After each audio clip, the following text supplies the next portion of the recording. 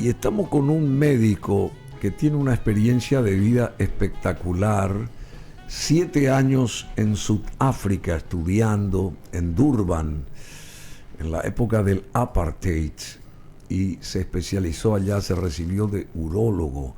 Justamente él es médico cirujano por la Universidad Nacional de Asunción y fue también presidente de la Sociedad Paraguaya de Urología. Hoy ostenta el cargo de vicepresidente, es un past president de la Sociedad Paraguaya de Urología, miembro de la Asociación Americana de Urología, miembro de la Confederación Americana de Urología, miembro de la European Association of Urology y miembro de la Sociedad Latinoamericana de Medicina Sexual. Así que, bueno, él está en el rubro de urología general para adultos y niños, cirugías endoscópicas, litiasis y medicina sexual. Damos la bienvenida al doctor César Darío Cabañas Prat. ¿Qué tal, doctor? ¿Qué tal, Bruno? Un placer estar contigo, con la audiencia, y bueno, agradeciendo esta oportunidad y la invitación de volver a encontrarnos otra vez por un tiempito, ¿verdad? De vuelta, por supuesto. Estuvimos en Aspen hace mucho tiempo. Bueno, este apellido Prat es asociativo al inglés que trajo el fútbol a Paraguay. No, ese ¿no? es Pats. Pats. Ese es Perdón, me corregís. Es ese fue Pats. Sí. Y Prat es... porque es hay gente muy conocida con ese apellido. Es un poco de parte del Brasil, pero básicamente irlandés. Es irlandés. Irlandés, sí. Prat. Con dos T. Con dos T. Son famosos por yo soy un apasionado de la aviación y las turbinas Pratt & Whitney. Claro, ahí está la cosa. Por ahí viene. ¿verdad? Siempre vuelan alto. Cabañas Prat. Bueno, el doctor César Darío Cabañas Prat me estaba hablando sobre, por supuesto que lo invitamos por esto de Noviembre Azul, mes para concienciar sobre la salud del hombre, el caso de la próstata, del evitar el cáncer de próstata. Pero me estaba hablando, fuera de micrófonos acá, el doctor Cabañas Prat, de esa experiencia que tuvo en Sudáfrica, allá en Durban, en la época del apartheid, y resumiendo todo eso, y justamente él se recibe en 1979. Acá. Sí, no, pero allá en el 90. En el 90. Sí. Y en ese año lo liberan a Mandela. En mayo lo liberan a Mandela. Sí. Claro. Sí. Y así, resumidamente, ¿cómo fue esa experiencia y ese momento, digamos? Porque los negros, digamos, eran apartados ahí. Sí. Regía por ley. O sea, había una ley que la apartaba. Eso es lo que era a veces difícil de... El famoso apartheid. De digerir, vamos a decir, claro. Porque ahí por ley, yo por ejemplo, entro a un restaurante y si no me gusta el color del que está enfrente, le puedo decir, ¿sabe? Que salga y le van a sacar. Le van a sacar. Sí, le van a sacar, sí. ¿En serio? Eso es la ley, no ocurrió nunca. Solamente que te miraban así un poco... Despectivamente, pero sí, era muy fuerte y estaba todo bien segregado, barrios para blancos, barrios para negros, barrios para hindúes, supermercados para negros, supermercados para blancos, playas para negros, playas para blancos. Todo era así. ¿Y en la parte médica cómo funcionaba? En la parte médica era diferente. Si bien es cierto que teníamos hospitales, por ejemplo, el hospital cabecera era el hospital de negros, donde estaba la universidad. Tenía una filial en un hospital de blancos y tenía otra filial en el hospital de los hindúes. Y nosotros rotábamos por los 3 hospitales, ¿verdad? Porque son patologías diferentes, ¿verdad? En los negros era más frecuente el cáncer de próstata, cáncer de pene. ¿En los negros? En los negros, sí. Cáncer de próstata, cáncer de pene, y mucho trauma, mucho accidente, cuchillo, etcétera, etcétera, ¿verdad? Los hindúes, por ejemplo, era una patología en la cual lo más frecuente eran las piedras. No sé si por la alimentación o no era, pero piedras en los riñones, en la vejiga, etcétera. O sea, la patología litiásica era lo principal. Y en el hospital de Blanco también era mucho más frecuente, por ejemplo, el cáncer de vejiga. ¿Por qué? Porque eran fumadores, y cáncer de próstata y la hipertrofia benigna de la próstata. O sea que vos en las tres etnias tenías prácticamente todo un manual de experiencia. Sí. ¿Y cuál es la diferencia del cáncer de próstata y el cáncer de pene? ¿No es la misma cosa? No, ¿acaso? Cáncer de pene es el cáncer que se origina en el pene y que está asociado muchas veces a lo que llamamos, a lo que se conoce como la fimosis y la higiene, ¿verdad? El cáncer de pene se puede erradicar de Latinoamérica, por ejemplo, haciendo campañas solamente de agua y jabón. Sí, che. El nordeste brasilero, por ejemplo, es un lugar donde la mayor frecuencia de cáncer está. Nosotros acá en Paraguay tenemos mucha incidencia de cáncer de pene también.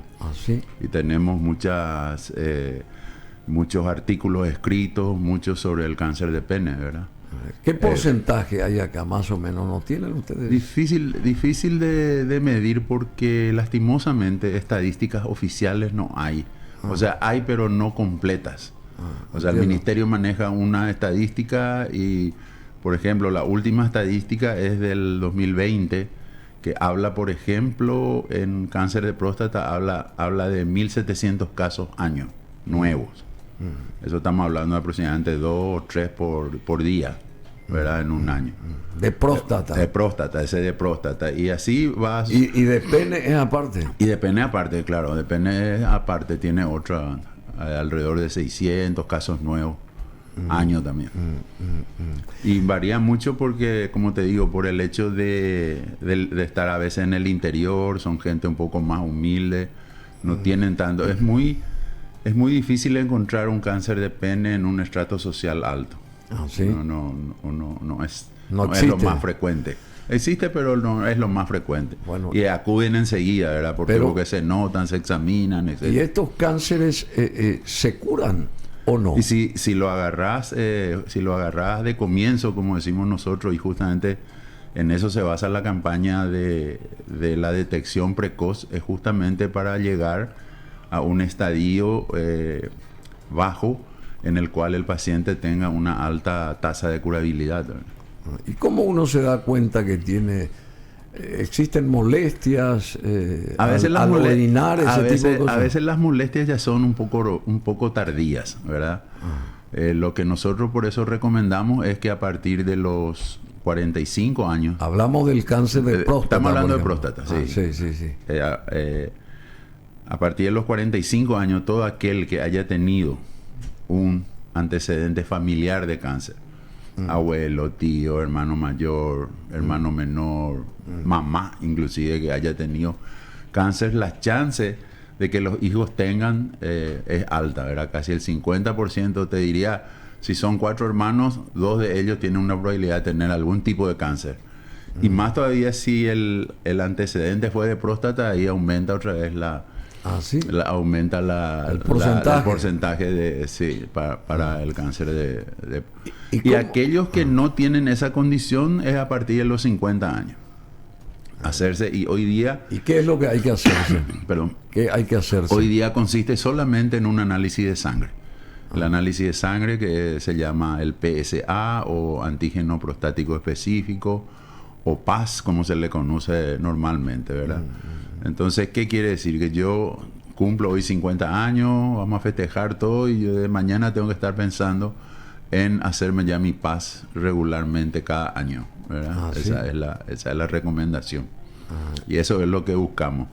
Porque y la gente es consciente de que, o sea, los varones son conscientes de que tienen que hacerse a partir de los 50 ese tipo de... Y bueno, esa es un poco la idea de lo que queremos poner a consideración y a que los hombres escuchen, que sepan y que se hagan sus controles, ¿verdad? Yo sé que hay mucho temor, hay mucho tabú. Tienen miedo de acercarse. Al acercarse, a la palpación, tienen miedo que se le va a tocar la próstata, etcétera. Pero hoy día nosotros necesitamos solamente un análisis de sangre, ¿no? En la primera visita, o sea, Bruno Masi viene a mi consultorio y me dice, te ordeno un análisis nomás, no hay que hacer ningún examen, nada en la primera visita. Si tu análisis viene normal, perfecto, nos vemos, Bruno, el año que viene. Sí. Y si vos me decís, bueno, sabes que yo estoy con problemas para orinar, etcétera. Sí, eso es lo que estaba por consultar. ¿Cuáles son los síntomas, digamos? ¿Cómo uno empieza a sentirse distinto, diferente? Los síntomas más comunes suelen ser levantarse muchas veces a la noche, orinar muy frecuentemente en el día, poca cantidad. Poca cantidad. Poca cantidad es lo principal, tener la sensación de que no oriné todo.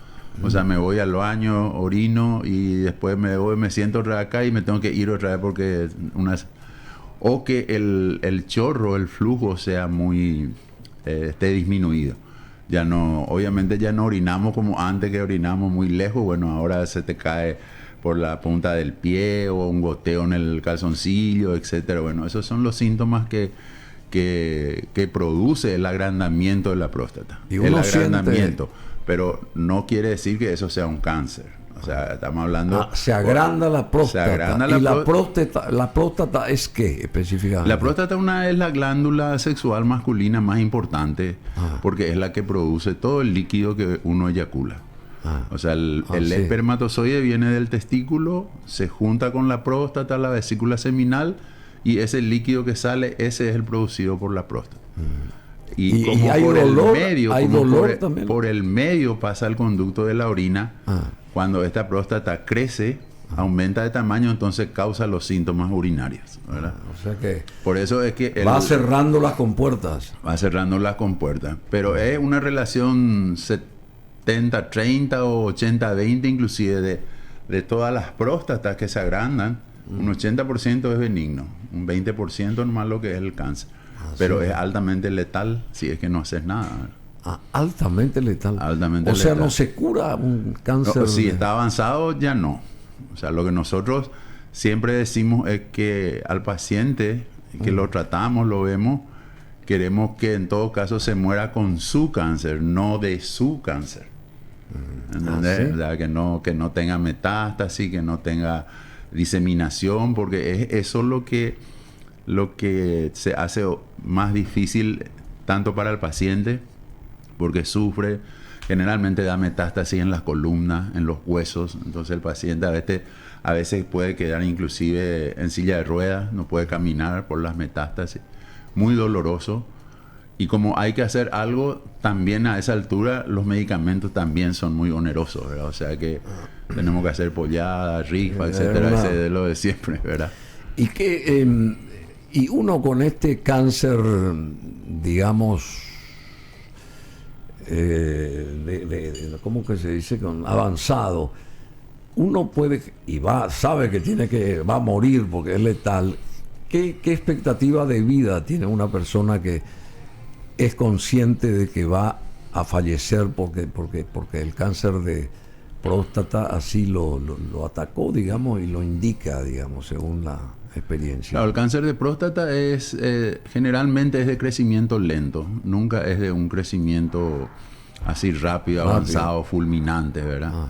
Excepto cuando, bueno, ya están las últimas, ¿verdad? Pero vamos a suponer que hacemos el diagnóstico en un señor y vemos que tiene metástasis por todos lados, tiene en hueso, tiene en órganos internos, en ganglios. Y bueno, por lo menos 2 años y medio, 3 años, ese señor tiene la probabilidad de morir.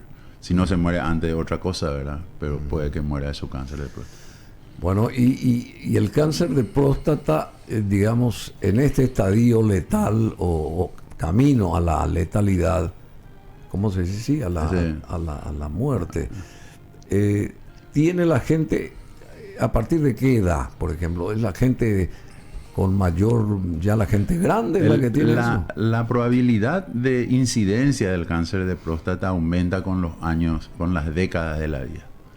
Vamos a suponer que en 60 años 60%, 70 años, 70%, 80 años. Tal así sí. que si viviéramos 100 años, probablemente todos vamos a tener un cáncer de próstata, de los cuales a lo mejor 3 nunca sufrieron nada, o fue un descubrimiento casual, o fue un descubrimiento de autopsia, te moriste por otra cosa, pues tenías tu cáncer. O sea que el tema está en quiénes se desarrolla, en quiénes se manifiesta, y eso aumenta con las décadas de la vida. Bueno, se denomina cáncer de próstata al que se desarrolla en uno de los órganos glandulares del sistema de reproducción masculino, llamado próstata. El cáncer se produce cuando algunas células prostáticas mutan y comienzan a multiplicarse descontroladamente. Estas también podrían propagarse desde la próstata a otras partes del cuerpo, especialmente a los huesos y los ganglios linfáticos, originando una metástasis, lo que bien decía acá el doctor Cabañas Prat. Esta afección puede causar dolor, micción dificultosa, disfunción eréctil, entre otros síntomas. Y la enfermedad se desarrolla más frecuentemente en individuos mayores de 50 años. Es el segundo tipo de cáncer más común en hombres. ¿Y el primero cuál es? Sí, el colorectal o pulmón. Sí, ese es el primero. Sí, ese es el primero. Sin embargo, muchos hombres que desarrollan cáncer de próstata nunca tienen síntomas ni son sometidos a terapia. Diversos factores, incluyendo la genética y la dieta, han sido implicados en su desarrollo, pero hasta el 2005 las modalidades de prevención primaria conocidas son insuficientes para eliminar el riesgo de contraer la enfermedad. Por eso es que nosotros decimos que no se puede prevenir el cáncer de próstata. No se puede. No se puede prevenir. Lo que nosotros queremos es detectar precozmente cuando comienza, para poder tratar y que el enfermo se cure. ¿Y eso cómo se logra? ¿A través de estos análisis? A través de los análisis que hablamos. Sí, a través de los análisis, o sea, que hablamos. Uno tiene que ser entonces sistemático para... Sistemático. Y por lo que, ya que se mencionó la dieta, ¿qué pasa? Por ejemplo, en Occidente tenemos un tipo de dieta, ¿verdad? Generalmente mucha carne, mucha materias grasas, etcétera, etcétera, poco vegetales. Sin embargo, en los asiáticos la frecuencia del cáncer de próstata es baja. ¿Sí? Es baja, ¿verdad? Pero ese asiático, según se muda a Estados Unidos y tiene otra vez ahí las mismas chances de tener que un americano. Que un estadounidense. Que un estadounidense. Así es, sí. Por el sistema de lo que come. Muchos creen que, o sea, que ahí lo que influye la dieta. Ahí es lo que influye la dieta. O sea, la falta de dieta. Claro, la que nosotros consumimos, o la mediterránea, ¿verdad? Inclusive la mediterránea es mucho mejor, ¿verdad? Mucho tomate. Se cree que en el tomate hay una sustancia que es antioxidativa y anticáncer, que se llama licopene, ¿verdad? Y esta sustancia también ayuda a disminuir la frecuencia. O sea que hay que comer tomates. Hay que comer tomate, ketchup, todo lo que sea tomate. Sí. Ketchup también. Bueno, y por ejemplo, y uno que tiene cáncer de próstata, con el acto sexual, uno disminuye, no tiene ya apetencia al sexo, ese tipo de cosas, o es igual para esa persona, para un varón estamos hablando. Y bueno, para un varón se ve afectado realmente la presencia del cáncer. O sea, una vez diagnosticado y hecho el tratamiento, sí existe la probabilidad que este paciente tenga una disfunción eréctil. Es alta la probabilidad, ya sea por el tratamiento que se le da, ya sea radioterapia, cirugía, el tratamiento médico a base de hormonas, etcétera, pueden influir en la disfunción eréctil. Antes de que tenga nada, él ya puede estar sintiendo una cierta dificultad para tener erecciones. y no comenta, pero ya puede ser por causa del crecimiento, tanto benigno como maligno de la próstata. ¿Y el dolor, se siente dolor cuando uno Dolor tiene...? generalmente, el dolor al orinar es cuando se cierra completamente el conducto y no pasa orina. Entonces duele y uno tiene que hacer fuerza y está batallando ahí continuamente con el dolor para orinar, ¿verdad? Y después, como te dije, una vez que avanzó eso y va a los huesos, y ahí el dolor es terrible, que hay que usar muchas otras drogas, inclusive morfina a veces para calmar el dolor, ¿verdad? Y la orina que nos sale, ¿a dónde va la orina? Y la orina que nos sale hay que derivar por algún lado, ya sea se hace un pequeño agujerito en la vejiga y se ve en la parte alta, o se pone un tubo por adentro, un catéter como para drenar esa orina. Ah, sí. Y bueno, pero entonces, si uno se hace los tratamientos a tiempo, puede evitar sí, totalmente. Enfermarse, digamos, totalmente. De manera mala, ¿verdad? Totalmente. Pero también hay casos de que se muere un paciente por cáncer de próstata. Sí. Están, según las estadísticas, mueren casi 2 pacientes por día en el Paraguay. En el Paraguay. Esa es la estadística del 2020. Sí. 2 pacientes por día. Así mismo. Es mucho. Mucho. ¿Y qué pasa con el cáncer de pene? ¿Cuál es la diferencia? ¿Cómo es el asunto? Y el cáncer de pene puede aparecer en el glande, puede aparecer en la mitad del pene, y generalmente son lesiones como si fuera así arrepolladas, grandes.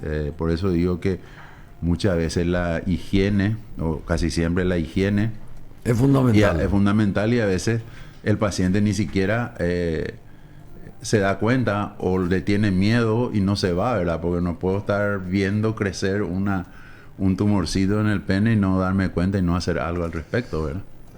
Pero es en escala muy inferior al cáncer de próstata. Y sí, comparando con próstata, sí, es muy inferior. Es muy inferior. Pero también es... yo diría que hoy en el 2023 en Paraguay estaba primero próstata, riñón subió muchísimo, cáncer de riñón, y después ya estaría pene, ¿verdad? Y en los jóvenes el cáncer más frecuente es el cáncer de testículo, ¿verdad? Ese ya es otro cáncer. Ese es otro cáncer, ese es del testículo. ¿Y qué? 630 muertos en el 2020 por cáncer de próstata, dice. Sí, 2 por acá día. En Paraguay, ¿verdad? Acá en Paraguay. Acá en Paraguay. 2 por día aproximadamente, 2 puntos tanto. ¿Y cómo es? ¿Y cáncer de testículo es qué? ¿Es la misma cosa? Es la misma cosa, un cáncer, un crecimiento anormal a nivel del testículo, ¿verdad? Y ahí lo que se valora también, y el diagnóstico precoz, es con el autoexamen, ¿verdad? Así como las mujeres se hacen los autoexamen de mama, bueno, el testículo también se puede palpar, y cualquier induración, cualquier agrandamiento, cualquier cosa que uno sienta, tiene que acudir rápidamente al médico para que se vea, ¿verdad? Yo siempre suelo decir que el cáncer de testículo se diagnostica más rápidamente gracias al fútbol. Ah, sí. Sí. ¿Ah, sí? Sí. ¿Y qué quiere decir eso? ¿Por qué? Y porque generalmente vos estás sentado mirando el partido con el control en una mano, y la otra mano generalmente se están examinando. Se están rascando. ¿Así? Y así se detectan. Sí, en serio. No es broma. O sea, parte de broma. O sea que hay 3 tipos de cánceres ahí abajo, digamos. El de próstata, el de pene y el de testículo. El de testículo. Después está el cáncer de vejiga y está el cáncer de riñón. O sea, cada órgano y el de del árbol vejiga urinario tiene. Y el más grave y el más frecuente es el de próstata. El de próstata, sí. El cáncer de testículo es un tipo de cáncer que generalmente se origina en el testículo, una parte del sistema reproductor masculino, aunque también se puede manifestar inicialmente en el abdomen o en el tórax mediastino. Su causa es hasta el momento desconocida. Es una enfermedad que ha pasado de ser extremadamente a principios del siglo XX a ser en la actualidad, o sea, es una enfermedad que ha pasado de ser extremadamente rara a principios del siglo XX a ser en la actualidad el tipo de tumor maligno más común entre los varones jóvenes. Sí. A varones jóvenes acá. Ahorita estábamos hablando de jóvenes. Es muy raro encontrar un cáncer de testículo en una persona mayor de 50 años, por decir. Estos son los jóvenes. Estos son los jóvenes de 18 a 35 aproximadamente. Así, che. Y es el cáncer que tiene una respuesta espectacular a la quimioterapia. Se curan los chicos. Se curan. Sí. Cuando se hace el diagnóstico precoz y se evitan lo que hablan las masas en mediastino, que quiere decir en la mitad del tórax o en el abdomen, quiere decir que ya hizo metástasis, ¿verdad? Pero aún así, con quimioterapia se cura el cáncer de testículo también. Bueno, se diagnostica cada año esta enfermedad entre 8.000 y 9.000 varones en los Estados Unidos, 1.400 en el Reino Unido, unos 500 en España y sobre 10.000 en la Unión Europea. Y a lo largo de la vida la probabilidad de desarrollar cáncer de testículo es de 1 entre 250, o sea 0,4%, aunque la incidencia varía en función de las razas. La mayor incidencia se da entre los varones de raza blanca de parte del norte de Europa. En la Unión Europea, la menor incidencia se presenta en España. Los varones de raza negra tienen la menor incidencia global. Sí. Che. Los negros no tienen muy poca incidencia de cáncer de testículo. Así, che. Sí. Y lo mismo que los judíos o los musulmanes tienen muy poca probabilidad de tener cáncer de pene. ¿Por qué? Porque ellos hacen la circuncisión desde el comienzo. Entonces, esa higiene, ese factor predisponente que hay en el cáncer de pene, ellos se liberan. Entonces, la incidencia de cáncer es mucho menor, así como también en las mujeres el cáncer de útero también es menor en las judías o musulmanas. Judíos y musulmanes. Sí, lo que hacen la circuncisión precozmente, ya sea por religión o a veces por opción, ¿verdad? Claro, la circuncisión, bueno, es una operación quirúrgica que consiste en cortar una porción o la totalidad del prepucio del pene humano. Se practica principalmente por motivos rituales o médicos. Cuando se realiza como procedimiento médico se denomina postectomía. Y la circuncisión se puede realizar por razones terapéuticas, especialmente en el tratamiento para balanopostitis. Balanopostitis, la inflamación crónica de la piel del glande, ¿verdad? A veces se ve también muy frecuentemente en diabéticos, que cuando sube la sangre, cuando sube el azúcar en la orina, la famosa gotita esa que queda ahí en el prepucio, y en los diabéticos hacen de que eso se infecte más. Sí. Se infecten más rápidamente, entonces es mejor hacer una circuncisión. Balanopostitis. Balanopostitis, sí. Así crónica, infecciones virales. Bueno, y la Organización Mundial de la Salud considera la circuncisión masculina como parte de un conjunto más amplio de medidas para la prevención de la infección por VIH también, ¿ah, sí? VIH y el HPV también, que es muy común, que es el papilomavirus. Ah, sí. Bueno, hay que aprender esto, saber todo esto, y gracias al doctor César Darío Cabañas Prat, que nos está poniendo al tanto, podemos concientizarnos de que tenemos que pasar por un chequeo médico. Pienso que también los jóvenes y también la gente a partir de los 50 años, ¿verdad? Los varones. Totalmente, sí, así mismo. En este noviembre azul, que es el mes para concienciar sobre la salud del hombre. Entonces, y hay una raza que es la más privilegiada, digamos, en el mundo de los hombres, varonil, digamos. ¿Cuál es la raza más privilegiada respecto a todo esto? A ver, ¿hay alguna raza? Sí, y varía mucho, ¿verdad? Varía mucho. Como Estados Unidos con todo, ves que tiene poca incidencia de cáncer de testículo. Cáncer de próstata, por ejemplo, nosotros estamos alrededor de, o sea, la incidencia de cáncer de próstata en el mundo es 1 de cada 7 varones. O sea, estamos 1, 2, 3, 4, 5, 6, uno más y uno de nosotros va a tener cáncer de próstata.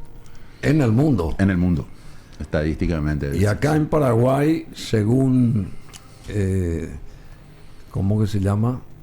El Ministerio. El Ministerio de Salud Pública, en el 2020 hubo 630 muertos por cáncer de próstata en Paraguay. Es mucho. Es mucho. Es mucho. ¿Y los hombres son reacios a consultar con el urólogo, doctor? Son reacios, pues yo creo que está cambiando. Gracias a todas estas campañas, gracias a que ustedes hablan y difunden y nos dan la oportunidad de poder estar con la gente. Yo creo que hoy en día la gente va más al médico. Y lo mismo que también no hay que dejar de mencionar es que la mujer juega un papel importante, ¿verdad? Porque ella ve este programa a esta hora, escucha o lo que sea y ya enseguida llama y le llama al médico y le quiero turno para mi marido y le dé la oreja, le llega, ¿verdad? Ah, Eso, sí, claro. Eso vimos mucho. Bueno, y para la edad, para comenzar a controlarse, decíamos a partir de los 50 años. Sí. En caso que exista antecedentes familiares de cáncer de próstata, los controles deben iniciarse a los 40, porque estadísticamente existe mayor posibilidad de contraerlo cuando hay familiares directos con la enfermedad. Y es doloroso ese tacto rectal, por ejemplo, porque esa es otra consulta. Sí. ¿Por qué el tacto rectal?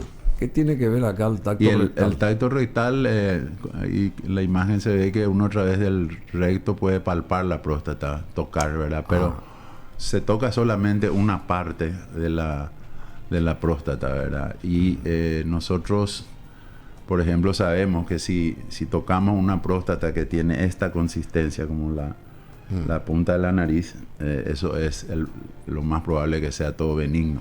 Ah, sí. Pero si toco algo duro como esto, entonces ese probablemente sea un cáncer. Voy a mostrar el rostro acá del doctor para que nos explique de vuelta. A ver, la punta de la nariz. La punta de la nariz, tocar la punta de la nariz para nosotros al palpar la próstata, lo más probable es que sea benigno. Pero si tocamos una induración como esto, entonces eso la frente dura, sí. Es casi probable que eso sea un cáncer de próstata. Ah, sí, che. Sí.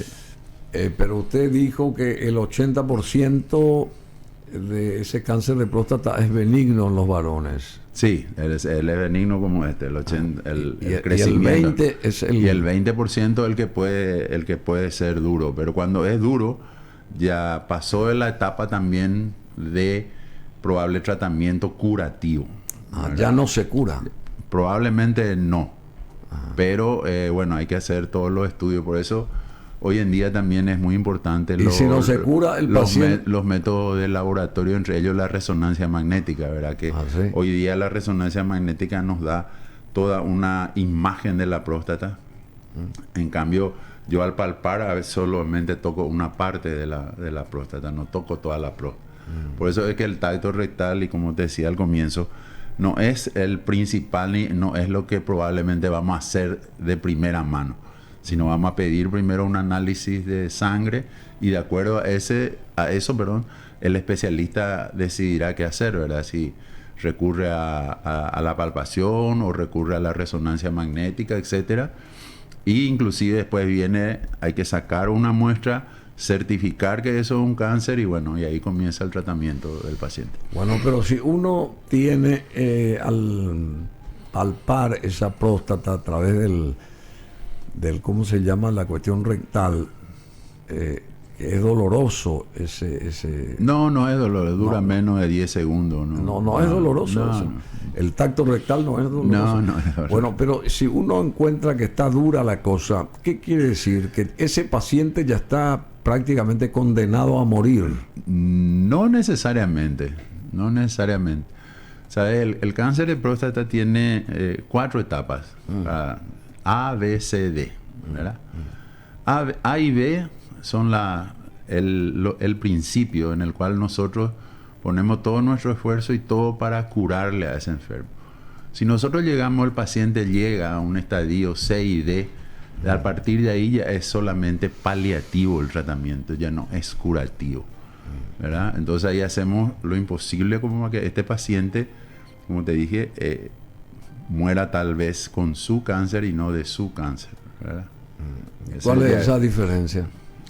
Y que yo muera de mi cáncer y que yo tenga cáncer y me dé un infarto y me morí y no es que me morí de mi cáncer, ¿verdad? Me morí de otra cosa. De otra cosa, pero uno tiene 3 años de vida prácticamente. Sí, 2.5 a 3 de vida, una vez en estadio avanzado.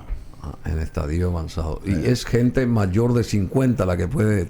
Generalmente es gente mayor de 50 años, 50, 60. Y en cambio el cáncer de ¿cómo se llama? Testículo. De testículo es para la gente es de los jóvenes, hasta los 35 años aproximadamente. Sí. Bueno, ¿y cómo está la parte médica acá en Paraguay hoy en líneas genéricas y en este campo también, doctor Cabañas Prat? Nosotros estamos con la Sociedad de Urología, estamos bastante bien. Tenemos gente nueva, gente joven, gente entrenada para manejar estos problemas, tanto a nivel privado como a nivel público. Tenemos el Hospital Nacional de Itagua, tenemos el Instituto del Cáncer, el Hospital de Clínicas, la red del IPS, la gran mayoría de la red del Ministerio también tiene su urólogo, tiene su especialista. O sea que en ese sentido estamos bien cubiertos. Y en cuanto a tecnología, para tratar también estamos prácticamente con todo lo que hoy en día se haría en Buenos Aires o en San Paulo, acá también se puede hacer hoy día, ¿verdad? ¿Ah, sí? Sí. Usted tiene 66 años. 66 años. Y tiene 4 hijos. 3. 3 hijos. Sí. Y también ¿hay algún médico ahí? Sí, mi hija la mayor es médica, ella es patóloga. Ah, sí, sí. Ella es la mayor. Ella es la mayor, sí. Y después viene un varón. Después viene un varón, Rubén, y el más chico, Ariel. ¿Y ninguno de ellos es médico? No, ninguno de ellos es médico. No le gustó la medicina. No le gustó. Bueno, y esta señora, la patóloga, ¿está acá en Asunción? Está acá en Asunción. Ella trabaja en el Hospital del Cáncer, en el INCAM. Ella está trabajando ahí. Y también trabaja en privado y en la fiscalía, en la parte de medicina forense. ¿Y los varones están aquí o afuera? No, los varones están aquí. Los dos están aquí. Sí. Están acá. ¿Estudiaron afuera o no? Uno de ellos, el más chico, sí estudió afuera. Él era jugador de básquet y consiguió una beca para ir a San Luis, Missouri, y allá hizo toda su carrera gracias al deporte también. Qué fabuloso. Y su esposa es muy talentosa también. Mi esposa es bastante talentosa. Ella trabajó siempre en multinacionales y siempre ocupando cargos altos hasta terminar siendo gerente general de 3M acá en Paraguay. ¿Y estuvo en la Coca-Cola también? Estuvo en Coca-Cola también, sí. ¿Y el nombre de ella es? Ella es Celia León. Celia León. Y es una leona. Sí, realmente. Bueno, muchos saludos a todos ellos. Pero antes de concluir esto, que es muy valioso, doctor Cabañas Prat, esa experiencia en Sudáfrica, hasta ahora usted la recuerda, ¿verdad? Porque si hace un balance y si usted decidiera empezar de vuelta, ¿seguiría acá o preferiría haberse quedado allá después de 7 años, haberse quedado en Sudáfrica, por ejemplo? ¿Cuál sería el balance? Y te voy a resumir en 2 palabras en inglés: mixed feeling. Mixed feeling. Mixed feeling, sí. Porque un sentimiento mixto. Sentimiento mixto, ¿verdad? Tengo que reconocer que cuando volví a Paraguay éramos pocos urólogos.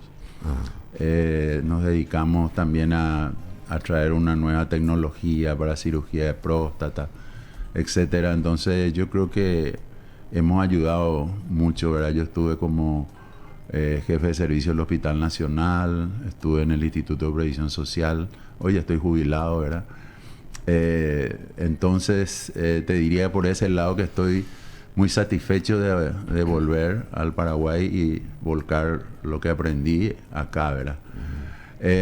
Por otro lado, uno siempre añora o siempre sueña y dice, ¿qué hubiese pasado si me hubiese quedado? O sea, claro. más del punto de vista económico que otra cosa, porque allá es como una medicina socializada, parecida a la inglesa. Entonces se manejan en diferentes rubros y diferentes montos, ¿verdad? Allá uno trabaja exclusivamente en un solo lugar, en un hospital, y ahí te ponen todo, tenés todas las facilidades, entonces tu vida se hace un poco más rutinaria, te voy a decir. Acá tenemos que andar corriendo de un sanatorio a otro, de un hospital a otro, etcétera, buscando una mejor paga, ¿verdad? Pero por eso te digo, mixed feeling. ¿Qué hubiese pasado? No sé, ¿verdad? Pero estamos acá. Pero hubo muchos buenos urólogos acá. ¿Usted se acuerda del doctor Bogado Sabelli? Sí, claro que sí. El profesor Bogado Sabelli, el doctor Miquel, el doctor profesor Lebrón, Rafael Lebrón, sí. El doctor Miguel Ángel Cardoso, que ahora ya está retirado, el doctor Honorio Grau, Alcide Oviedo, sí, mucha gente Hernán Codas, mucha gente que volvimos prácticamente una cierta camada, volvimos todos a Paraguay más o menos en el años más, años menos, ¿verdad? Muchos vinieron de Estados Unidos, el doctor Amado Gil, por ejemplo, vino de España, el doctor Codas vino de Francia, y bueno, entonces ahí nos unimos un poco entre todos y tratamos de servirle y dar nuevas tecnologías ya en aquella época, en los años 90, ¿verdad? Para distintas patologías que tratamos acá en Paraguay. Bueno, y por último, ¿qué aspira usted para Paraguay en el aspecto médico? ¿Qué hay que hacer a partir de ahora en prospección, le digo? Porque se promete siempre mucho que vamos a estar mejor, y en el campo médico, ¿se va a estar mejor alguna vez? ¿Qué se necesita o qué necesitamos, implementar para la mejoría de la medicina en Paraguay? Y yo creo que la medicina en Paraguay lo que necesita es educación, ¿sí? Pero educación de primer nivel. Yo creo que hoy en día tenemos muchísimas facultades garage, tenemos gente que sale de la universidad con un título y no sale a entrenada. Claro. Nunca palpó un enfermo, nunca tocó un enfermo, ¿verdad? Entonces eso es terrible. Eso es terrible, ¿verdad? Eso es... yo sé que hoy en día, comparando con nuestra época, por decir de nosotros, antes disecábamos los cadáveres, ahora no, ahora es todo virtual, que vos mirás, es cierto, parece lo mismo, pero no es lo mismo, ¿verdad? No es lo mismo. No es lo mismo. Después está la semiología, que quiere decir los síntomas, ¿verdad? Palpar un abdomen, saber cómo palpar el pulso, cómo tomar presión, desde lo más mínimo hasta lo más complejo. Cosa que hoy se pierde en la formación de estas nuevas generaciones y sobre todo de estas universidades que no tienen un hospital cabecera. Pero aparte de tener ese hospital, también se necesitan buenos profesores, gente que le interese la educación médica, gente que se preocupe por sus alumnos, así como antes se preocupaban por nosotros, ¿verdad? Eso es lo que yo veo que no hay. Yo no sé cómo vamos a lograr eso. Porque hay falencias inclusive hasta en estructuras muy bien hechas, como por ejemplo la Universidad Nacional, el Hospital de Clínica. Aún así hay ciertas falencias, ¿verdad? Lo mismo en el Instituto de Previsión Social, ¿verdad? Entonces yo creo que por ahí debería de pasar para que los médicos paraguayos, porque hoy en día tal vez no haga más falta salir. Acá tenemos todo para hacer y para aprender, pero nos falta ese entrenamiento y nos falta ese día a día de estar con el enfermo, de ver, ocultar, palpar, operar, etcétera. Esa rutina es lo que los médicos jóvenes tienen pocas chances hoy en día. Ese apasionamiento. En mi opinión. Y por último, así, y la prostatitis, ¿qué es la prostatitis? Y la prostatitis es la inflamación de la próstata. Ah, o sea, sí. vos te golpeás y se forma un chichón. Esa es una inflamación. ¿Verdad? Entonces, cuando algunos... ¿Por qué duele mucho cuando se le patea a un hombre ahí en la parte? Y por los reflejos y por los nervios, porque está muy bien inervado la parte testicular y todo. Y si eso. es fuerte, esa patada puede romper el testículo. Y neutralizar toda la... Inclusive un pelotazo puede. Ah, sí. Y la prostatitis, lo que suele pasar con la prostatitis es que suele seguir a una enfermedad de transmisión sexual, ¿verdad? A una uretritis, a una infecciones, ya sea por clamidia o por cualquier otro germen que va, y después el bichito se mete dentro de la próstata y comienza a causar problemas. Dolor al sentarse, dolor al levantarse, para orinar, etcétera. Y eso, la prostatitis solemos decir nosotros que es una enfermedad que sabemos cuándo comienza, pero no sabemos cuándo va a terminar. A veces puede durar mucho tiempo. ¿Cuál sería la advertencia tuya, advertencia suya, finalizando todo esto, respecto a este noviembre azul y para todos los varones que tienen que pasar ahí por un chequeo médico para evitar esto de la próstata, del cáncer de próstata, etcétera? ¿Cuál sería, y el mensaje suyo también en este momento? Y el mensaje principal y lo que nosotros queremos es que el hombre comience a mirarse un poco a sí mismo también. No esperar tener 45 años, 50 años para hacerse un control, porque hay otras patologías también benignas que a veces le podemos dar un tratamiento para evitar que eso vaya a mayores. Ejemplo, hablamos lo del testículo, hablamos la enfermedad de transmisión sexual en los jóvenes, etcétera, ¿verdad? Y en los adultos, por supuesto, eso de hacerse controlar, hacerse un chequeo ante cualquier síntoma, ver la forma de que tenga una respuesta del médico, qué es lo que está pasando conmigo, que a mí me duele esto, doctor, y yo quiero que me investigue. Bueno, no dejar pasar nomás, no decir, no, después mañana, el lunes, mami, y no pasado, ¿no? Famoso. Así va pasando, ¿verdad? O sea que ese un poco es el mensaje de la Sociedad Paraguaya de Urología en este mes del cuidado masculino. ¿Quién preside ahora la Sociedad Paraguaya de Urología? El doctor Gustavo Codas. Ah, Gustavo Codas. Sí. Sí, el doctor sí. Gustavo Codas, el presidente. Y usted es el vicepresidente. Yo soy el past president y ahora me quedé como vice. Sí. Doctor César. Ya agarra pa como es. Doctor César Darío Cabañas Prat. Bueno, muchísimas gracias. Hermosa charla y exposición suya acá. Así que hay que estar atentos y en alerta todos, y esperemos que vuelva pronto también, doctor. No, cuando gusten, a las órdenes, y infinitamente agradecido por el espacio y vuelvo a repetir, por darnos la oportunidad de estar con la gente a través de estas charlas. Muchísimas gracias. Esta emisión, sí, como no, muchísimas gracias a usted, doctor Cabañas Prat.